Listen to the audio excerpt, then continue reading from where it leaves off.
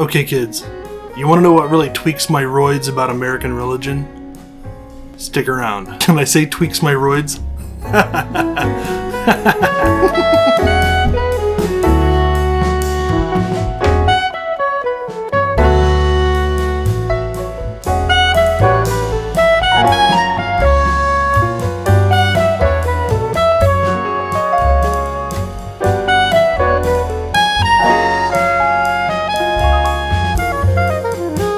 We lie to kids. We do it all the time, and without apology. Because they're observant and curious. They ask questions about things that they're not emotionally or mentally ready to handle yet. The classic example is, where do babies come from? Well, when two people love each other very much, they have a special hug, and that's where babies come from. But honestly, depending on the kid's age, something as simple as babies come from mommy's belly is probably good enough. You don't give kids the whole truth, you give them a childlike version of the truth. You give them enough to satisfy their curiosity without giving them so much that it causes problems for them psychologically or emotionally or developmentally. Because what's the goal here? To make sure that a 5-year-old or a 7-year-old knows the complete and total truth? No, the goal is to raise up young adults who are strong and responsible and capable of handling the whole truth, and then that's when we give it to them. Besides, do we think a kid really wants to know the answers to those questions the way we think about the answers to those questions? Of course not. What we really want to communicate to a kid in that moment is that they matter, and their questions matter, that the things they're noticing in the world are worth noticing, and that we can be a safe place for them to ask questions. And if we're really a consistent, safe place to ask those questions, then later on, we can be a safe place for them to handle the real truth. So yeah, we lie to kids, but those are constructive lies. They're like placeholders for the truth, and one day, hopefully, we can plug the real truth in there instead. And if we do our jobs well, we can make that transition a smooth one. That's how education works.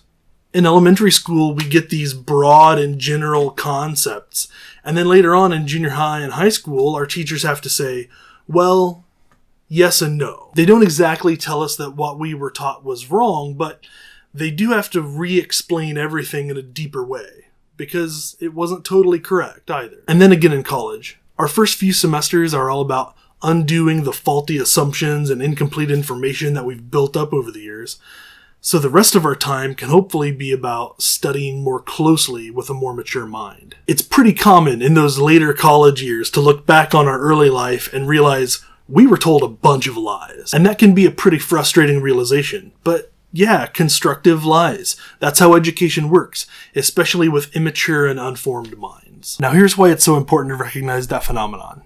It happens in religion too. Someone tells you early on that Moses wrote the first 5 books of the Old Testament, or David wrote the Psalms, or Solomon wrote the Proverbs, and that pretty frequently becomes part of how we think about the trustworthiness of our faith. And then someone like me comes along later and says those explanations are way too simple, and they might actually be more false than true. And that's a pretty frustrating experience for someone, especially if they've put too much certainty and emotional investment on these ideas. Or when you're young, maybe someone tells you that everything in the Bible is true, because they want you to trust in its authority the same way they do. And then one day somebody like me comes around and says that doesn't really make any sense. Because how is a psalm true? It's poetry. How is Leviticus and Numbers true? They're collections of legal material and census data. You can talk about their trustworthiness in a lot of ways, but true and untrue doesn't really work very well. Or some of the origin myths or the short stories in the Old Testament. I mean, these stories have an important theological purpose, whether they're true or not. Now, I'm not saying they didn't happen.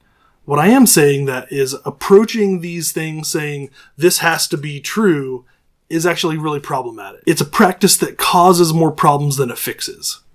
It's dishonest about what the Bible actually is, and it actually does harm to the living power of the Bible, so that the Bible isn't able to challenge us the way it's supposed to. Okay, now I'm not saying it's bad to give simple answers to people who are young in the faith. What is bad is I work with people in their 40s and 50s and 60s and 70s who are still working with these elementary school answers. And I don't blame them. I blame pastors who don't trust ordinary people. I blame religious institutions who are afraid of losing power if people think freely. And I blame a pervasive and insecure theology that's afraid that if we reject one of these elementary school answers, the entire edifice of faith collapses. I think, perhaps, if your faith is that insecure and fragile, you've built it on shoddy foundations. And by encouraging all these ordinary people to build their faith on shoddy foundations, you're to blame when their foundations are inevitably challenged and their faith collapses. Because people grow up. They're observant and curious.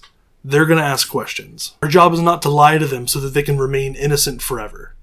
Our world doesn't allow for that kind of religious irresponsibility anymore. Our job is to raise up people who are strong and capable of handling the truth. That's the only way faith will ever be anything other than deception and willful ignorance. Tell your children the truth. So what kind of constructive lies were you told about religion? And how did you discover the truth? How are you going to handle that better with your children? Let me know in the comment section below, and thanks for liking, sharing, and subscribing.